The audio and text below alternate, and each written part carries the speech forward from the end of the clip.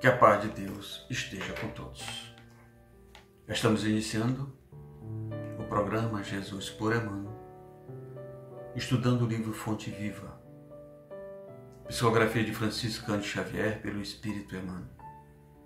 Hoje temos o nosso companheiro Rodrigo Sereno estudando o capítulo 19, cujo tema é Apacenta. Olá, mais uma vez aqui com o Grupo Divulgar, na sucessão dos capítulos do livro Fonte Viva. Hoje nós estamos com o capítulo 19, intitulado Apacenta. Esse capítulo ele é muito interessante porque ele traz uma reflexão acerca da nossa conduta diante dos nossos irmãos, diante dos nossos companheiros de caminhada, diante até mesmo das instituições às quais nós fazemos parte, né? Então ele trata do nosso relacionamento cotidiano, da nossa forma de interagir com as pessoas, de interagir no nosso dia a dia, até mesmo conosco próprios, porque é o nosso primeiro relacionamento que nós estabelecemos sempre conosco próprios. E muitas vezes nós espelhamos essa nossa forma de nos relacionarmos conosco próprios com o outro. Nós cobramos coisas que nós ainda não temos, nós queremos que o outro seja aquele elemento transformador na sociedade que nós ainda não somos, porque nós queremos que nós sejamos. E ao invés de nós nos impormos a disciplina de alcançarmos aquilo, né, através de uma conduta mais correta, através da mudança dos nossos hábitos, da mudança do nosso contexto, pela nossa vontade, né, que é o primeiro elemento e o elemento mais definidor em nossa caminhada, né, em nossa trajetória, nós queremos cobrar essa conta do próximo, né?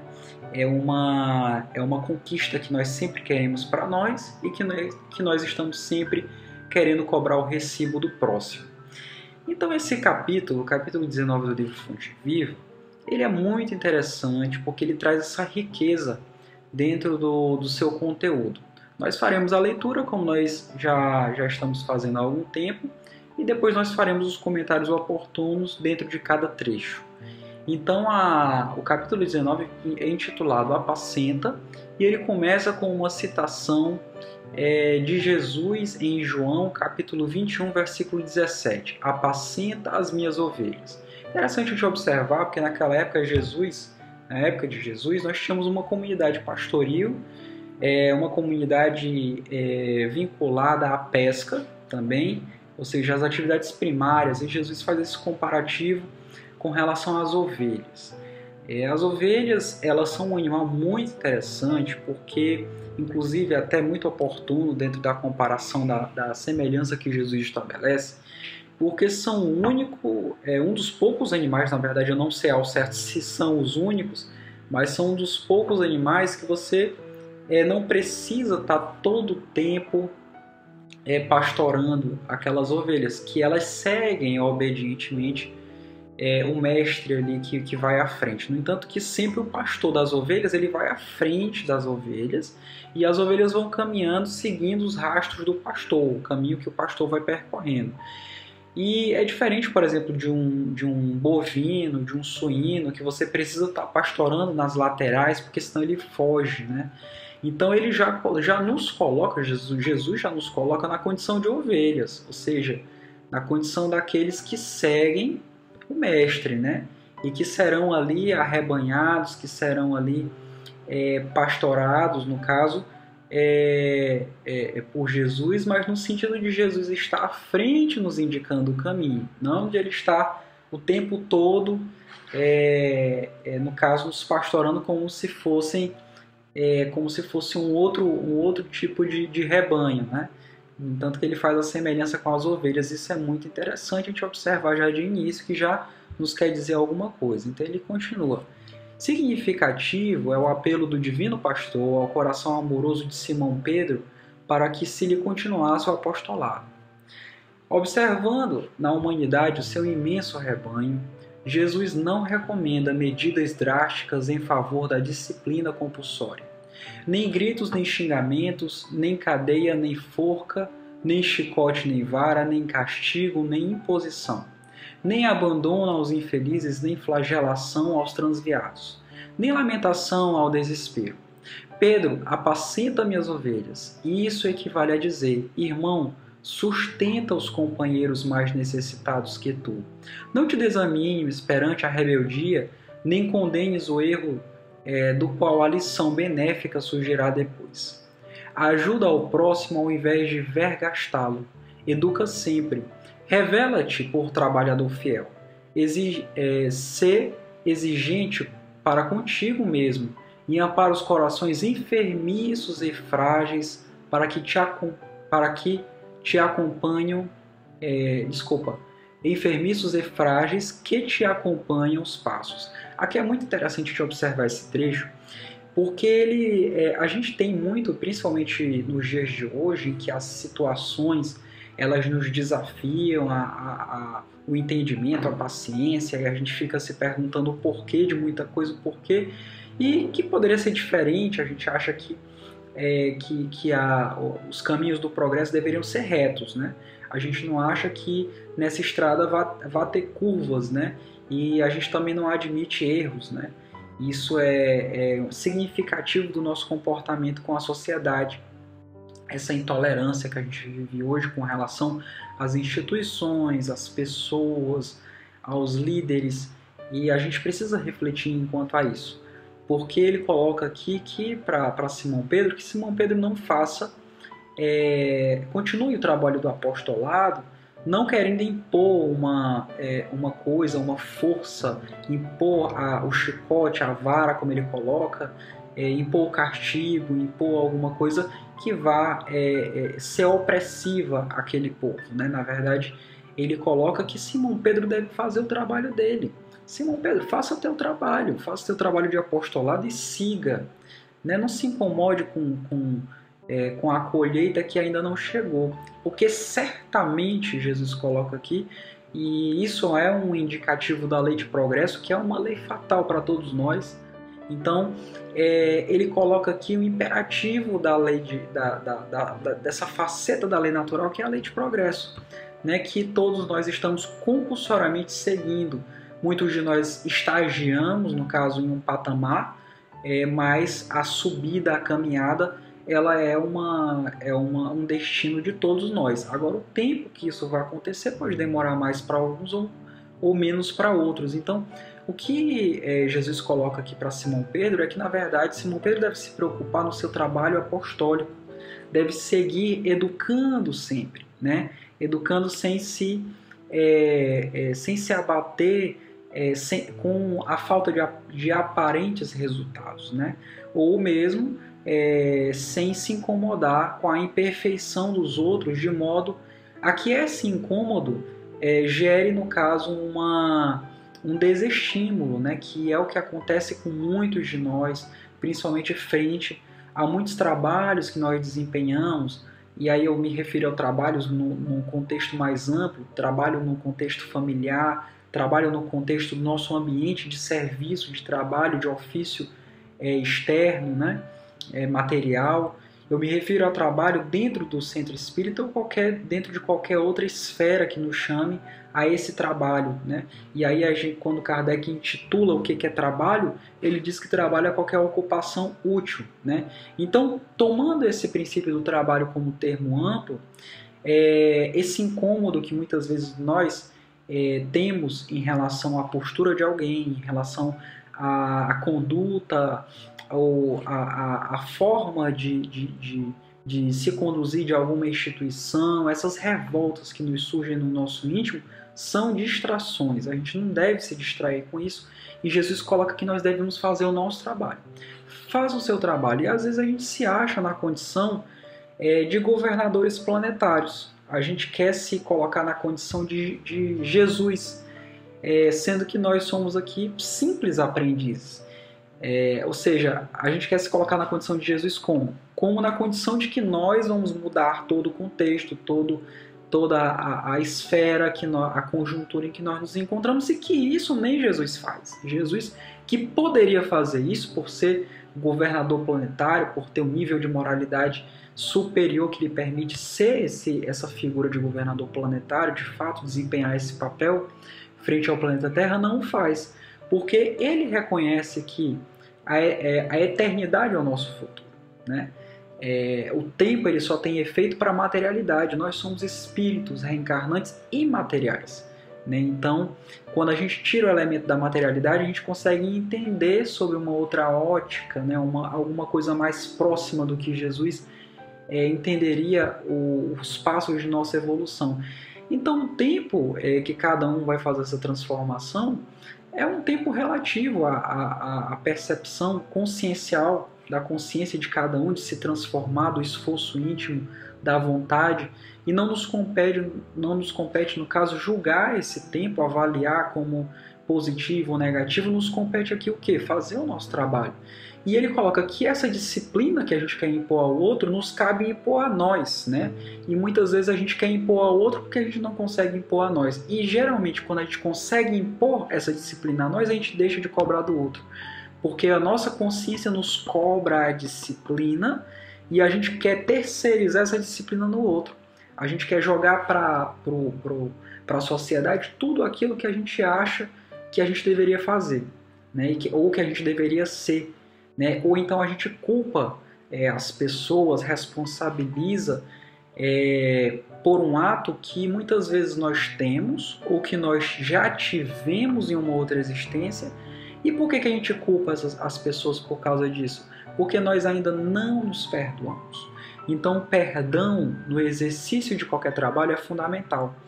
E isso só se dá através da ótica da compreensão. Então, esse aprendizado, esse entendimento, ele vem pela compreensão, que é um exercício, não é uma coisa que a gente vai fazer hoje e que pronto, está feita. Não, é um exercício, né? E é isso que Jesus propõe a Simão Pedro. Então, continuando aqui, ele coloca: se plantares o bem, o tempo se incumbirá da germinação, do desenvolvimento, da florescência e da frutificação no instante oportuno. Ou seja, o instante não é teu, o tempo não é teu. Não cabe a ti avaliar, julgar, ponderar, colocar numa balança, medir com uma fita métrica, não cabe a ti, né? O tempo dirá, né? O tempo é de Deus, não é nosso, né? O nosso tempo nós coordenamos enquanto espíritos, que temos as nossas dificuldades, temos ali o conhecimento das nossas falhas e que nos cabe a nós nos impor, no caso, o reajuste, e não ao próximo, que a gente não sabe as circunstâncias, não sabe como, não tem essa visão, a gente não tem essa capacidade de avaliar. Isso é muito interessante. Então ele conclui: não analises destruindo. E quantas vezes nós analisamos destruindo? A gente deve analisar construtivamente, analisar de forma positiva, não positiva de olhar somente os pontos positivos que são importantes, mas positiva na forma de, mesmo olhando pontos negativos, de ponderando questões negativas, mas que nós possamos levar isso de uma forma construtiva, pontos positivos e pontos negativos dentro de uma ótica construtiva e não de uma ótica destrutiva, porque às vezes a nossa ponderação, a nossa lógica de análise, ela guia, no caso, aquele que é o alvo da nossa crítica naquele momento, de uma forma negativa, desestimulando, no caso, colocando a pessoa mais para baixo, né? E fazendo com que aquela pessoa, ao invés de perseverar, ela faça reduzir os passos dela, né? Isso é interessante. E aí ele conclui: o inexperiente de hoje pode ser o mentor de amanhã, né? Quem é que vai saber? Se todos nós estamos fadados à lei de progresso e se nós somos perfectíveis, né? Nós não vamos chegar à perfeição divina, porque perfeito absolutamente só Deus, mas nós somos perfectíveis, ou seja, nós vamos evoluir muito mais do que esse patamar que nós estamos. Como é que a gente pode avaliar aonde nós poderemos chegar, né? E se aquele que hoje nós condenamos vai ser amanhã o tutor, o instrutor, né? Aquele que vai nos conduzir, porque nós não sabemos, nós vamos falhar, né? futuramente, né? Nós podemos estar hoje em um caminho de acerto, mas amanhã a gente pode, devido a uma circunstância, a uma falha nossa, a uma invigilância, entrar em um caminho de erro. Então, não nos cabe fazer essa avaliação. E ele finaliza: alimenta a boa parte do teu irmão e segue para adiante. Alimenta a boa parte. Isso é interessante a gente observar, porque Jesus o tempo todo ele observa a boa parte. Jesus, até quando tem uma passagem bíblica que Jesus está andando com os discípulos e ele olha uma carcaça de um animal, e aí ele fala, eu não lembro se é um cavalo ou se é um cachorro, e os apóstolos, todos eles, quando passam, fazem uma ponderação: meu Deus, que mau cheiro, que coisa horrível, que coisa depreciativa, né? Que coisa suja. E aí quando Jesus passa, ele fala assim: olha que dentes bonitos, né? Então essa visão positiva do que é, esse olhar para o positivo, para o que é positivo, é muito interessante e é inspiradora de Jesus.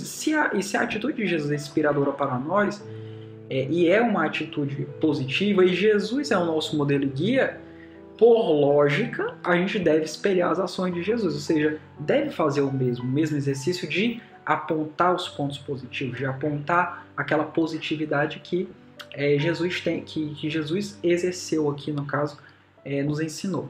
E ele conclui: a vida converterá o mal em detritos e o Senhor fará o resto. Pronto. O mal que a gente tanto condena, a vida conduzirá ele a detritos, né, a sedimentos, seja coisas pequenas, vai destruir aquele mal. Tem uma frase que diz que o mal por si só se destrói. Então por que a gente fica querendo combater? Que a gente fica querendo, ao invés da gente ser contra alguma coisa, que a gente seja a favor.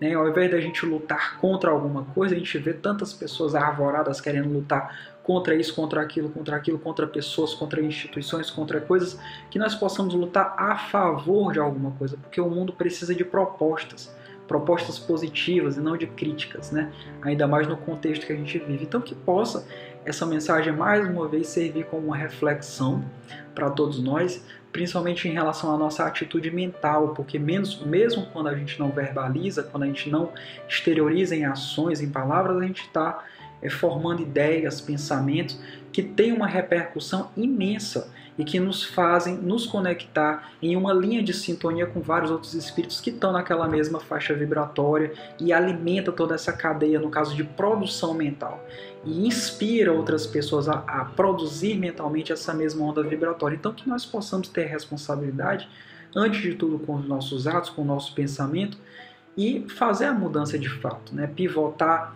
dentro dessa perspectiva para uma visão positiva da vida e não uma visão negativa e destrutiva, que nós possamos principalmente nos conscientizar do nosso papel, do que nós devemos fazer e que nós possamos nos impor essa disciplina do que nós devemos e que nós podemos fazer, né?